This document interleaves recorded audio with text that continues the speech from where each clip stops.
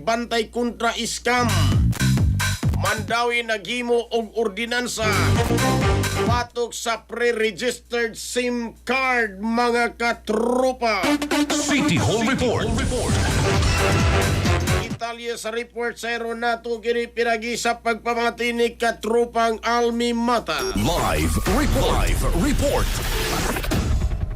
Yes, gipasal sa Mandawi City Council sa first reading ang proposed ordinance nga nagdili sa pagbaligya, pag-abot-abot, pagpalit og pagbalin og papanag-iya og pre-registered SIM card. Ang Mandawi City Anti-Pre-Registered SIM Card Ordinance of 2026 gitukod aron paliguno ng implementasyon sa Republic Act 11934 o SIM Registration Act. Pinaagi sa pagpahamtang og silot sa mga namaligya og mopalit og mga pre-registered SIM. Gisugyot ni City Councilor Jennifer Del Mar ang maong lakang uman sa mga report kay padayon gihapon ang pagbaligya sa mga SIM bisan pa sa mandatory registration.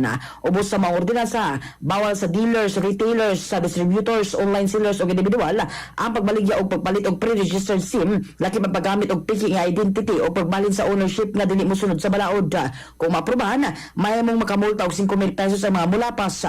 Ang mga establishmento mahimong suspensohon o bawiyon ang business permit. Samtang kung ang mga individual mahimong pasakan og kaso og mapreso 30 ka adlaw ang tudunom ka buwan.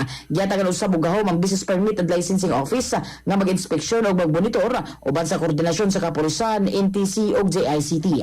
Mga katropa, alang sa pagbahinsog sa palawas, imong Sanfona Plus Gold.